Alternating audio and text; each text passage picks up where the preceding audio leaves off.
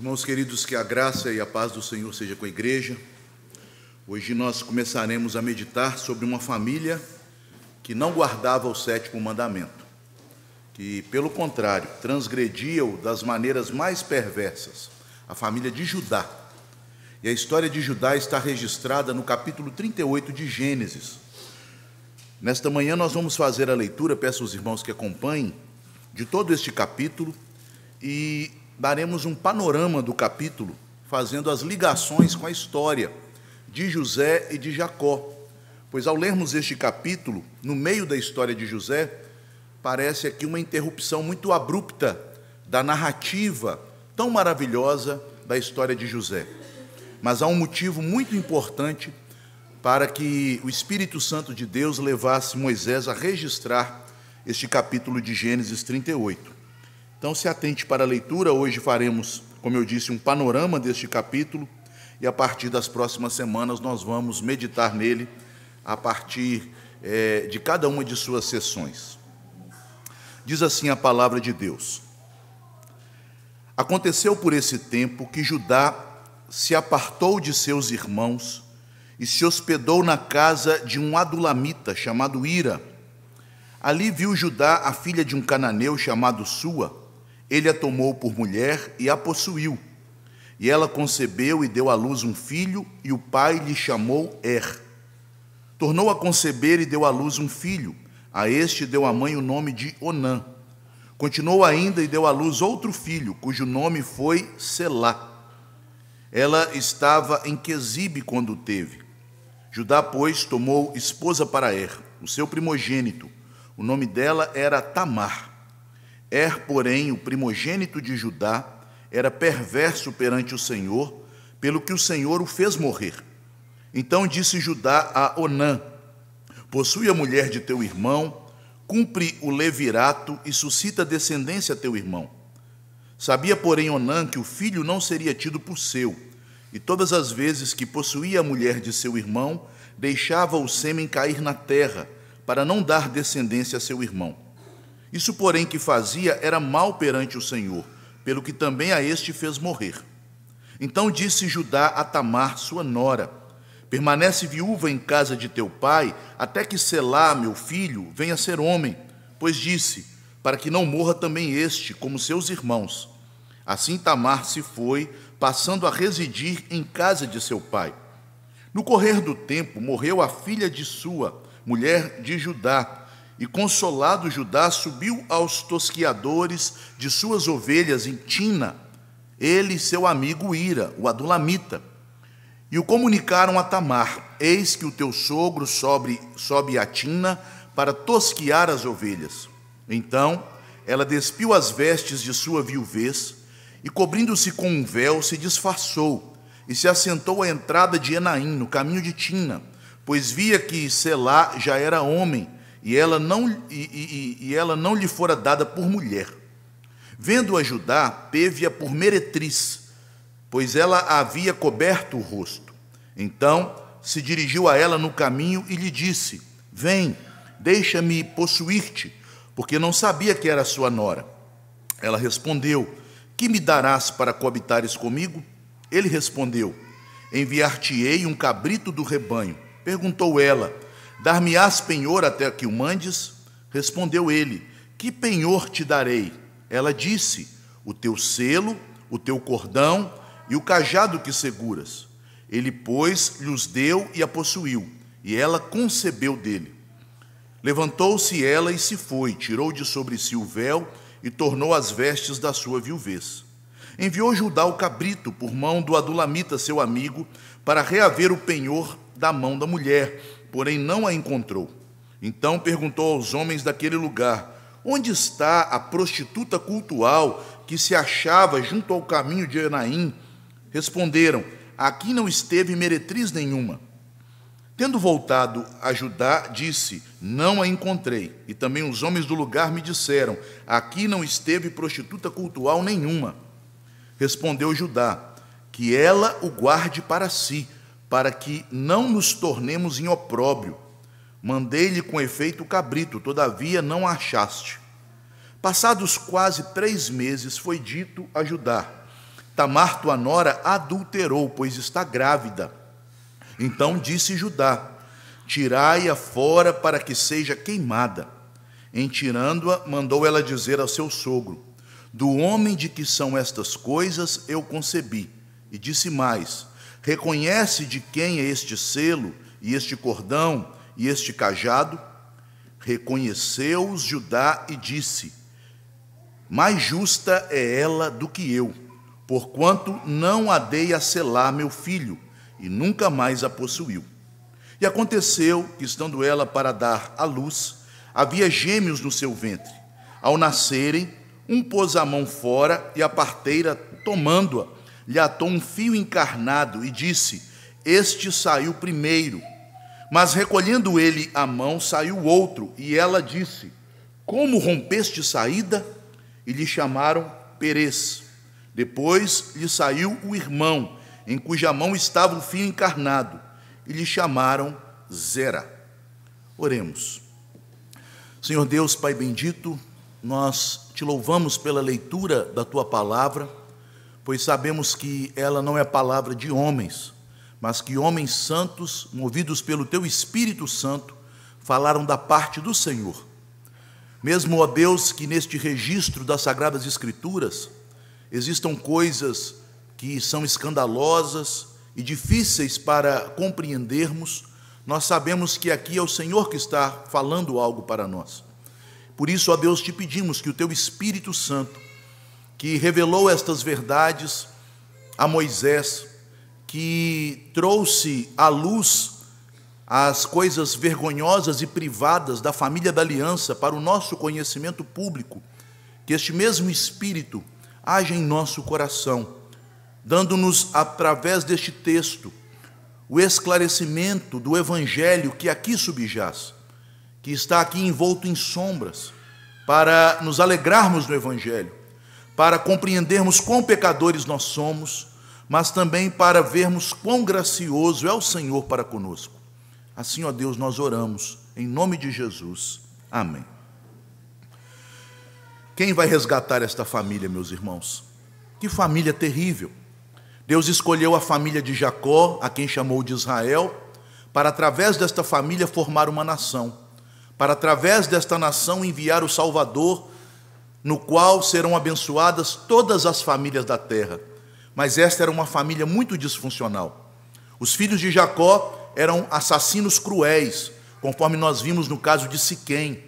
Eram mentirosos, contumazes, conforme também observamos no próprio caso de Siquém, e no fato daqueles irmãos se juntarem para enganar o seu pobre e velho pai. Eram homens tão maus e odiosos que odiaram sua própria carne, odiaram José, seu irmão, intentaram matar o seu irmão, mas sendo impedidos por Judá, este personagem do capítulo 38, Judá, cheio de cobiça, deu a ideia a seus irmãos de que não matassem José, que apenas o vendessem como escravo, e cada um deles tomou parte daquelas moedas de prata. Que família terrível e disfuncional! Meus irmãos, a família da aliança, esta família escolhida por Deus para se tornar o povo de Israel, do qual viria o Salvador de Israel e das famílias das nações, conforme nós podemos observar nos capítulos aqui de Gênesis até o capítulo 38, era uma família arruinada. Era uma família que tinha tudo para se dividir, para se desfacelar. Porque lembremos as histórias anteriores de Gênesis, quando Abraão, tendo 2 filhos, um filho que não era o prometido, o filho da serva Agar, a quem chamou de Ismael, e o seu filho da promessa Isaque, os irmãos, depois de mais velhos, se separaram, cada um tomou o seu caminho. E lá no capítulo 36, da mesma sorte, o patriarca Isaque teve 2 filhos, não de 2 mulheres diferentes, da mesma mãe, de uma mesma gestação, porque eram gêmeos, mas estes irmãos, desde o ventre, se degladiavam, lutavam entre si, e eles também se separaram, como está no capítulo 36. E agora Jacó recebe o nome de Israel, recebe de Deus a promessa de que seus 12 filhos homens filhos de 4 mulheres diferentes, formariam uma só nação em paz, em unidade. Mas, meus irmãos, parece que a família de Jacó tem uma relação pior do que a relação que havia entre Isaque e Ismael, entre o próprio Jacó e Esaú. O que esperar de uma família tão disfuncional como esta? Será que alguém acreditaria que desta família viria uma nação unida e o Salvador que vai unir os povos? Enquanto José está no Egito, e o capítulo 38 nos conta esta história. Veja, aconteceu por este tempo. Que tempo? O tempo em que José chega ao Egito e vive ali.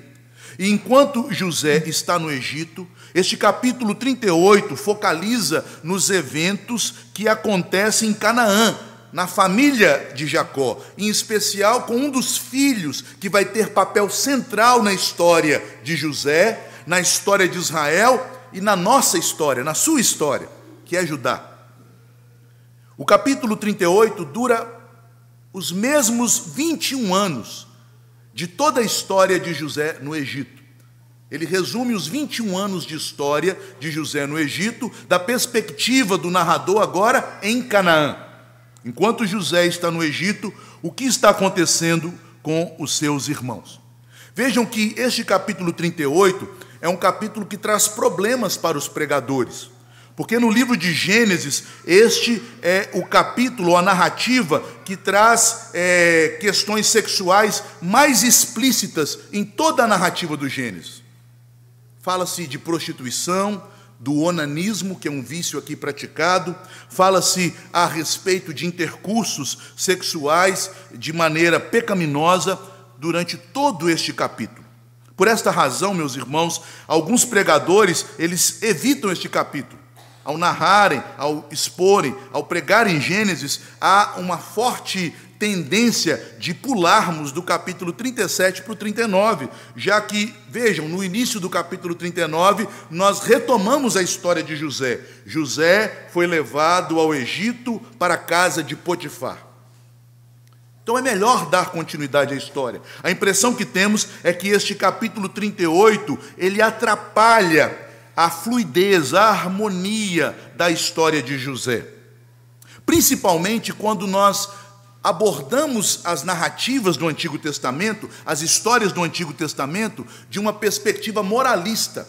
É muito comum pregar a vida dos homens de Deus no passado como heróis da moralidade. Mas, meus irmãos, lembrem-se, estes homens não são heróis da moralidade. Nenhum deles foi salvo por suas obras. Nenhum deles foi salvo porque eram melhores do que os outros.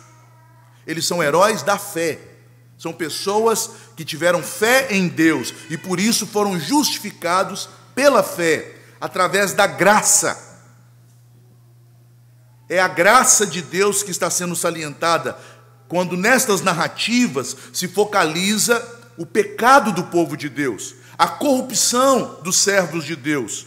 Como Deus pode tirar de uma lama tão fétida, de uma miséria tão terrível, pessoas que são lavadas e remidas e que então são conduzidas à sua presença?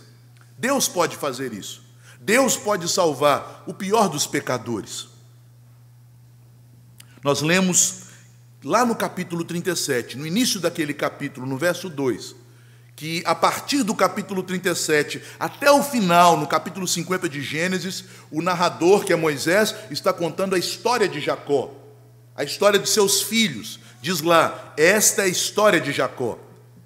E Judá faz parte da história de Jacó. Judá também é filho de Jacó, da mesma maneira que José.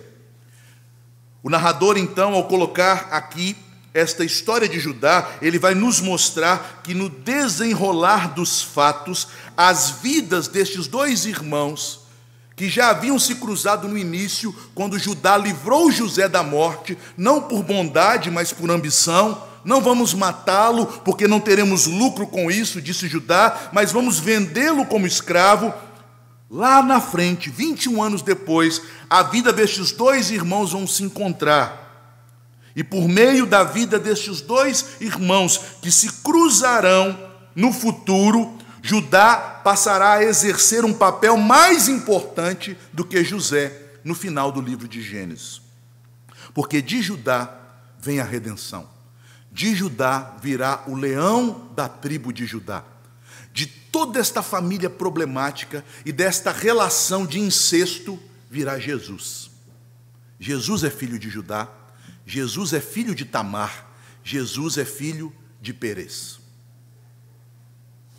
Dali virá Jesus. Portanto, meus irmãos, qual o tema deste capítulo? Por que este capítulo foi escrito? Este capítulo foi escrito para nos contar a origem do rei Jesus, a origem do rei de Israel.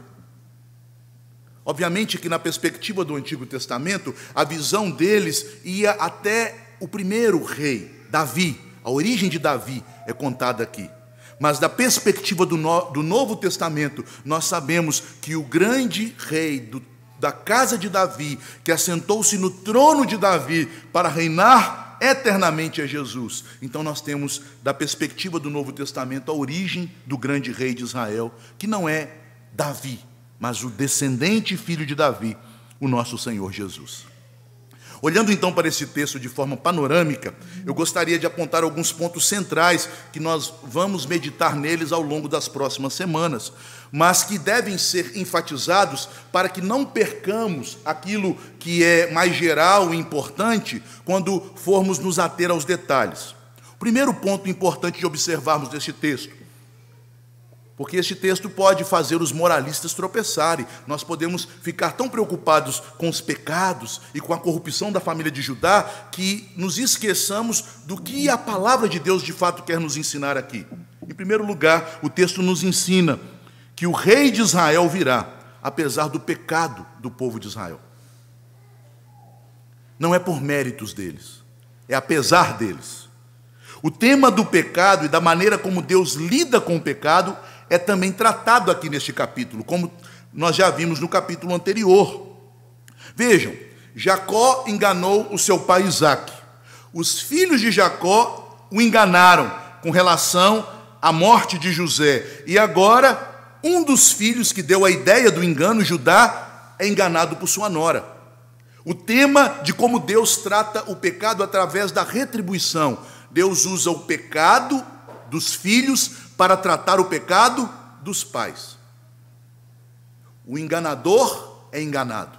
Jacó enganou, foi enganado. Não foi assim? Depois Judá enganou seu pai, ele agora é enganado.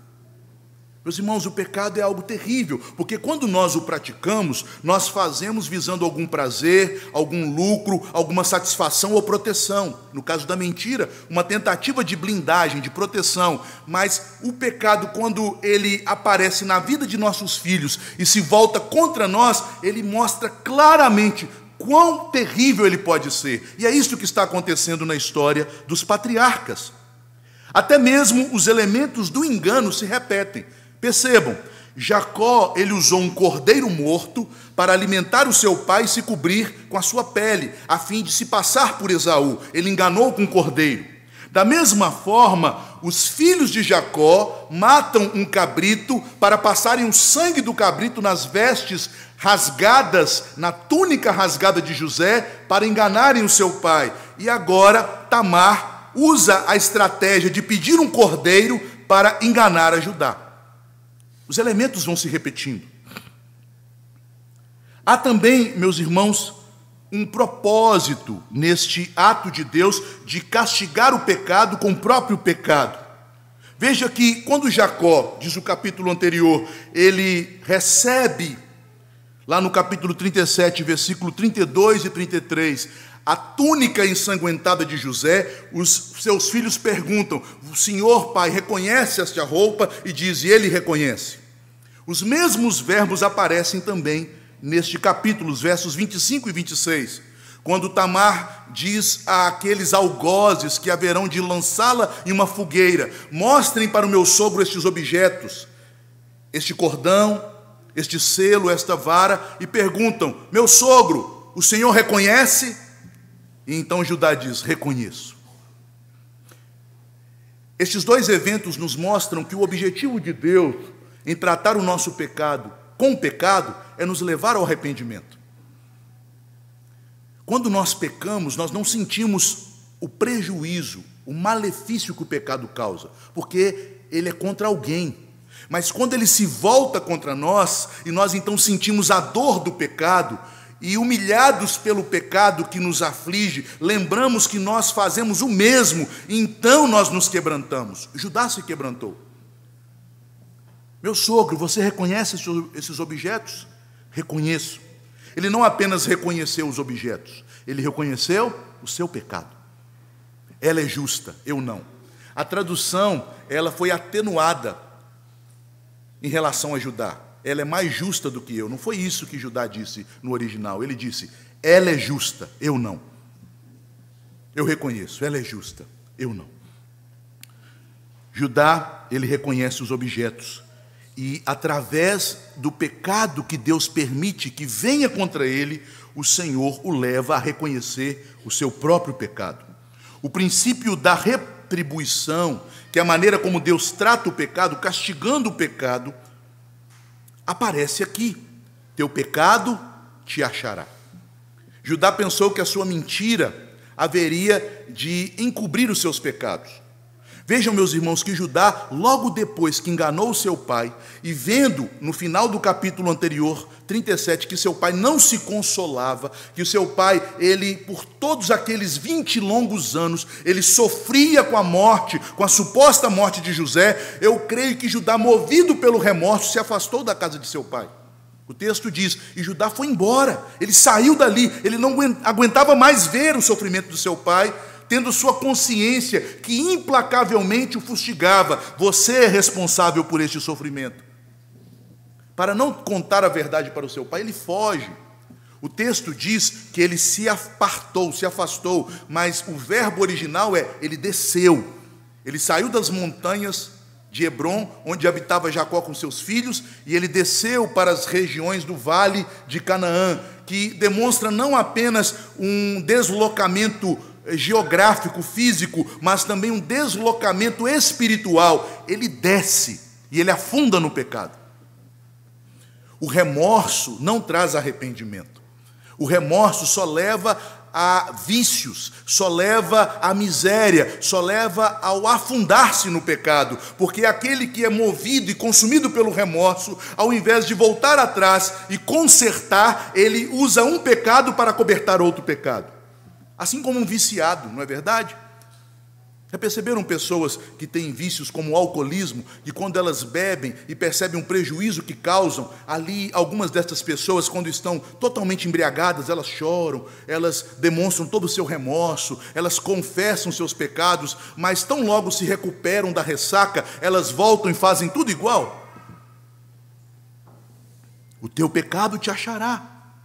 Mas percebam que ao final de todo aquele processo, de mais de 20 anos, quando as consequências do pecado vão tratando Jacó, que perde 2 filhos, que se tornam piores do que ele, e começa a ver todas as misérias do seu pecado o cercando, que era um homem indiferente e egoísta, porque enquanto seu pai não aceitava ser consolado pela morte de José, Jacó buscou consolo em uma festa pagã, na bebedice, como nós veremos no texto, e na prostituição. Ele buscou consolo em pecados.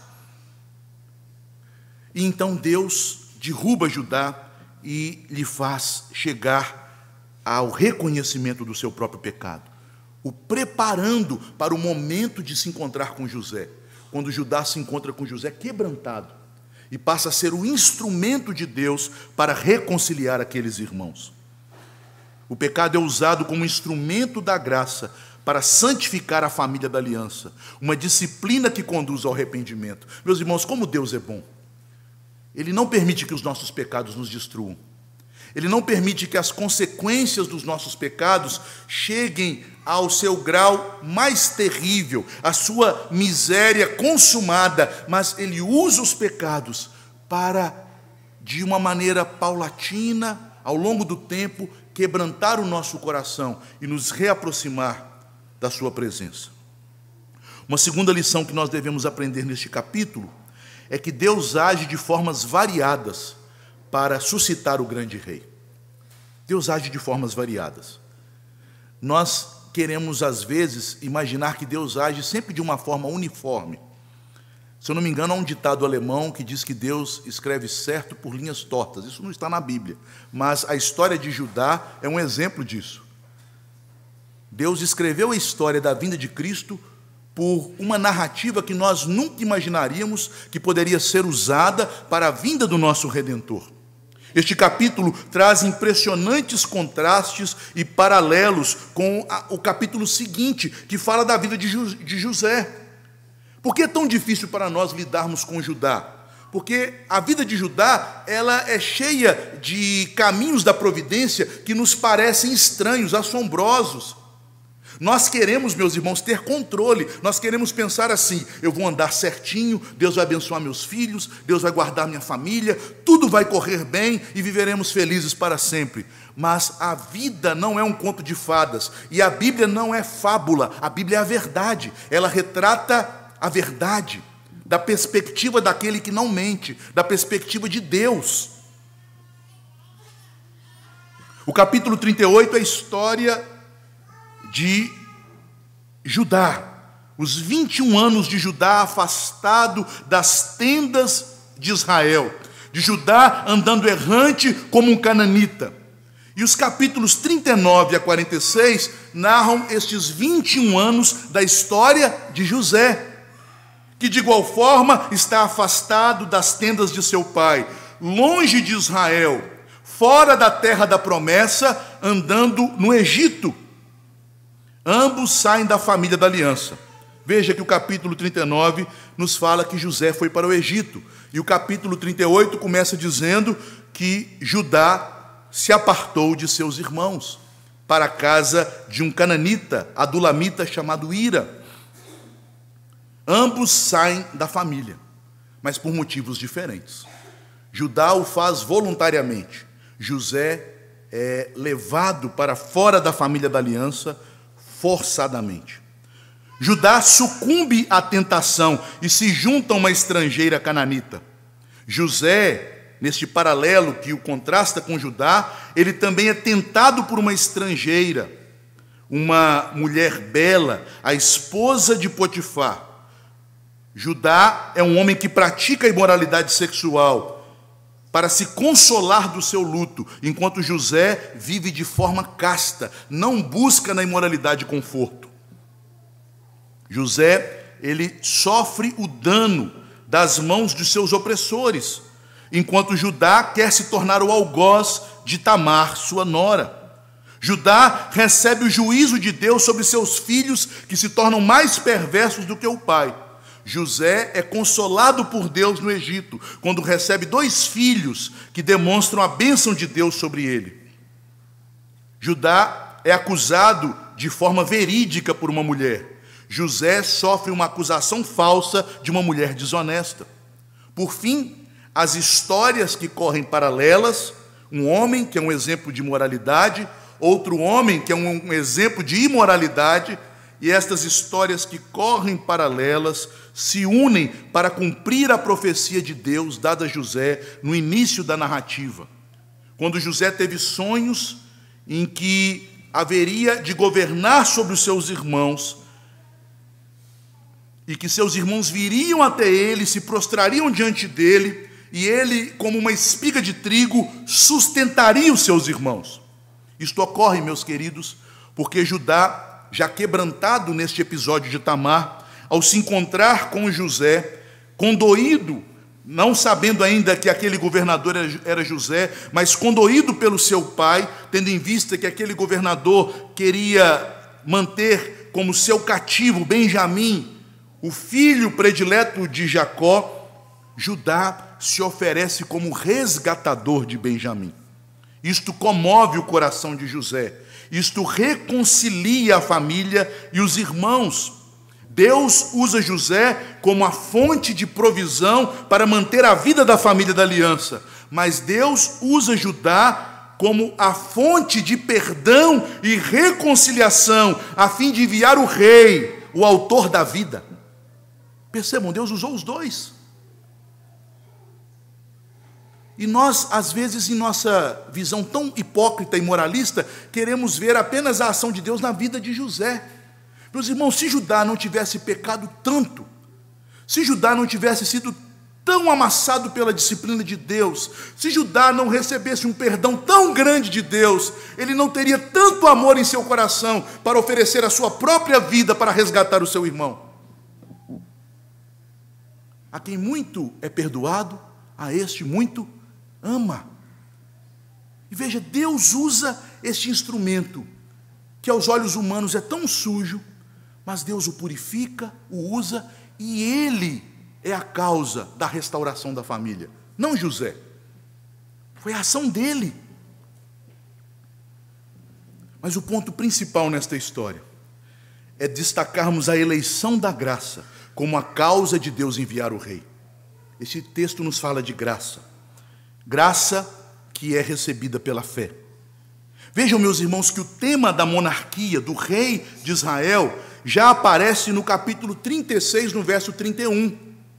Quando Moisés narra a história de Esaú, e então no final da história de Esaú, ele vai narrar a história das conquistas dos filhos de Esaú, que muito antes de Israel se tornar um povo independente, uma nação que tenha o seu próprio território, Esaú já possuía um território, e agora Esaú constitui uma monarquia, com 8 reis que se sucedem no trono. Mas antes de mencionar estes 8 reis, no capítulo 36, verso 31, diz: neste tempo não havia rei em Israel. O tema da monarquia é lançado aqui. E aí nós entramos no capítulo 37, que conta a história de Jacó, de seus filhos, e o tema da monarquia volta. Vejam, meus irmãos, que quando José conta o seu sonho, o seu primeiro sonho, em que ele e seus irmãos são representados como feixes de trigo, e os feixes de seus irmãos se inclinam diante do seu feixe, qual a conclusão que estes irmãos tiram? Lá no verso 8 do capítulo 37. Vejam, então disseram seus irmãos: reinarás sobre nós? Veja o tema da monarquia. Você vai ser o rei de Israel? Você que é o 11º filho, praticamente o caçula, vai reinar sobre nós 10 mais velhos? Uma pergunta retórica, marcada por ironia. É como se eles dissessem: você é muito soberbo, José, você tem 17 anos, você acha que vai reinar sobre nós? Mas, meus irmãos, lembrem-se, estes sonhos não eram sonhos do coração de José, eram profecias vindas de Deus para José. Era uma palavra de Deus revelada a José por sonhos. E embora os 2 sonhos que ele teve, o primeiro em que ele e seus irmãos são representados por feixes de trigo, o segundo em que ele e seus irmãos são representados por estrelas, seu pai Jacó pelo sol e sua mãe pela lua, embora estes 2 digam sobre José, porque ele diz: vocês se curvarão diante de mim, nos 2 sonhos, o segundo sonho não se cumpre perfeitamente, de maneira completa, com José. Vejam, meus irmãos, quando José é colocado como governador do Egito, e os seus irmãos vêm até ele, sem saber que aquele governador era José, eles de fato se prostraram diante de José. Mas em nenhum lugar de Gênesis é dito que Jacó se prostrou, conforme aparece no segundo sonho. Jacó não se prostrou diante de seus filhos. E é muito notável que no momento em que José traz Jacó para o Egito, José declara: pai, Deus me colocou como pai sobre Faraó. E para demonstrar sua proeminência em relação a Faraó, que embora reinasse, tivesse o reino, não governava, porque quem governava era José, qual é a atitude de José? José chama Faraó à sua casa, e Jacó, acima de Faraó e de José, abençoa Faraó. Jacó não se curvou diante de José. Portanto, meus irmãos, há aspectos desse segundo sonho que não se cumpriram na vida de José.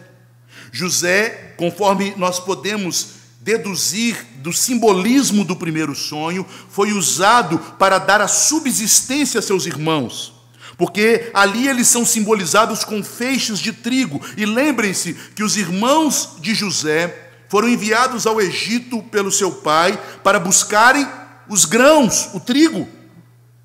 Mas o segundo sonho inculcou até mesmo Jacó. Vejam lá no capítulo 37, verso 10, quando Jacó ouve este segundo sonho. No primeiro sonho, tudo bem, você vai reinar sobre seus irmãos. Eu também penso isso. Por isso eu te dei esta roupa que indica realeza, esta túnica.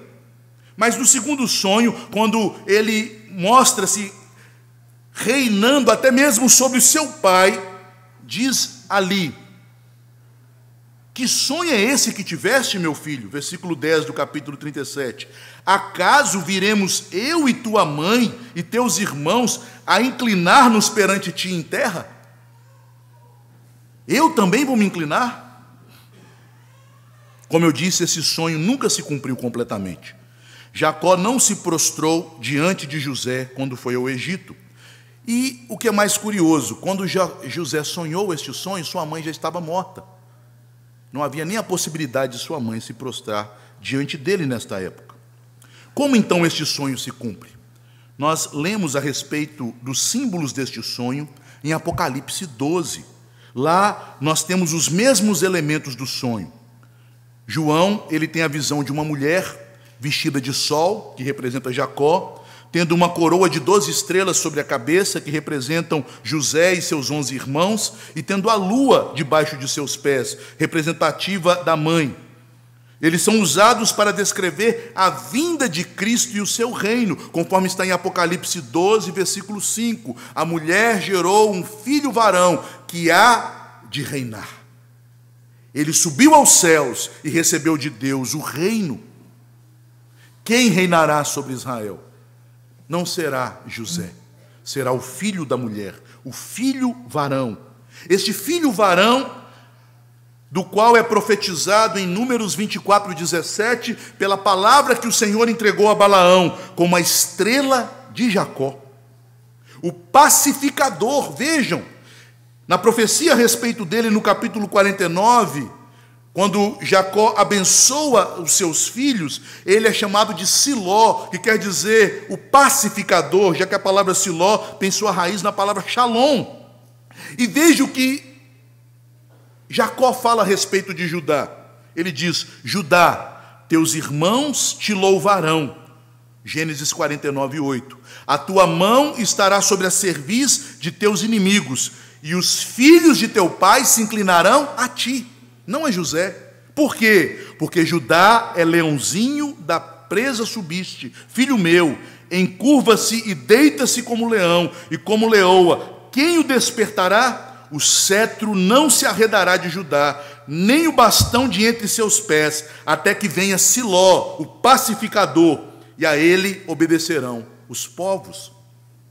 Portanto, o segundo sonho se cumpre de maneira típica em José, mas se cumpre de forma perfeita no filho de Judá, em Jesus. Até mesmo Jacó tem que se prostrar diante do Senhor Jesus.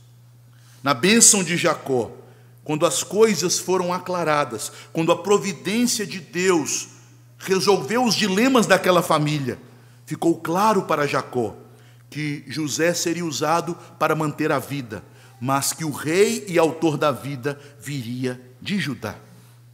Cristo é aquele que cumpre a profecia. Mas, meus irmãos, como esta profecia se cumpre? O texto nos mostra isso. Ela começa a se cumprir através do filho mais novo. Assim como Deus escolheu a Jacó e aborreceu Esaú, primogênito, aqui um outro vermelho, já que Esaú chamou-se de Edom, que quer dizer vermelho, um outro vermelho tenta sair primeiro, Zera, que quer dizer encarnado, vermelho. Zera tenta sair e romper a madre, mas Perez, o filho mais novo, sai na dianteira. É parido em primeiro lugar, para salientar o fato de que a eleição da graça não tem como base os privilégios ou as obras humanas, mas simplesmente a graça de Deus.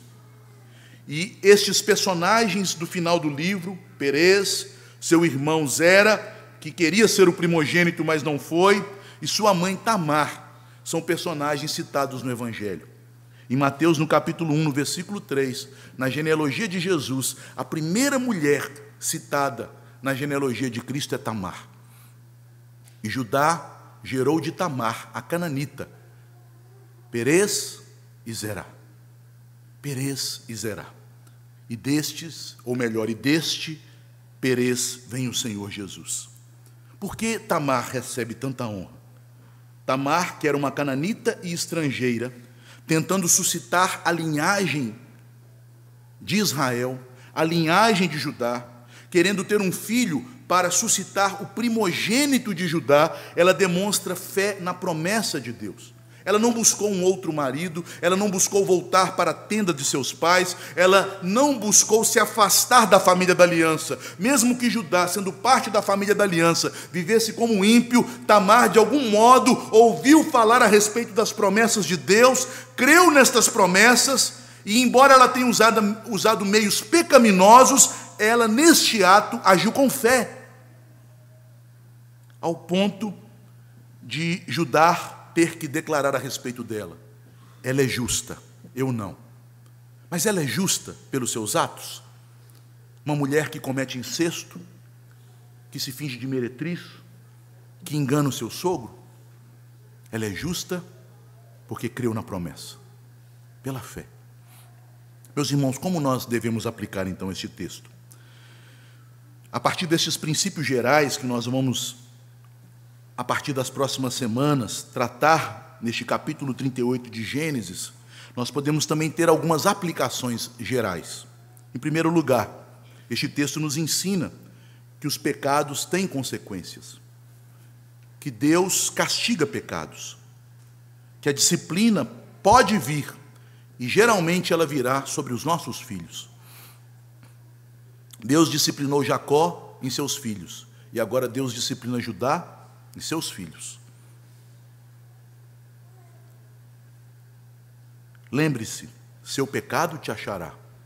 Mas qual deve ser nossa reação quando o nosso pecado nos encontrar? Não devemos agir como Judá, cobrindo o pecado com novos pecados, agindo de maneira indiferente e orgulhosa. Quando virmos Deus agindo contra os nossos pecados, permitindo que o pecado cresça em nossa casa, às vezes até na vida de nossos filhos, nossa reação deve ser arrependimento. Devemos nos arrepender, devemos nos quebrantar, porque Deus, Ele não nos fustiga, Ele não nos castiga para nos destruir, Ele nos fustiga com a sua vara para nos conduzir ao arrependimento. Portanto, pecador, arrependa-se, reconheça o seu pecado, quebrante o seu coração, seja humilde, arrependa-se. Em segundo lugar, os planos de Deus se cumprem de modos misteriosos e apesar de nós. Nós achamos que a história redentiva é uma história linear, uma história apenas de atos valorosos de homens de Deus, de mulheres piedosas, mas quando lemos a Bíblia nos deparamos com histórias como estas. Quantas vezes, como pastor, tenho que lidar com dúvidas de irmãos que se escandalizam com os pecados de Davi, de Salomão, de Judá, do justo Ló. Tudo isto, meus irmãos, foi registrado para que saibamos que Deus cumpre suas promessas apesar de nós. Deus usa um libertino, Judá, e um escravo no Egito, José, para formar um povo e para enviar um rei a fim de redimir todas as nações da terra. Um libertino arrependido, um escravo restaurado. Deus os usa e daí vem a salvação. Para uns, a disciplina vem como a vara do castigo, como no caso de Judá. Para outros, a disciplina vem como uma vara de provação, como no caso de José.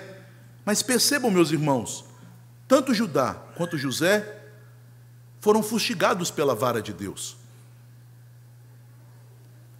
Nenhum de nós, meus irmãos, passará por esta vida, por este mundo caído, sem disciplina, a não ser que não sejamos filhos de Deus.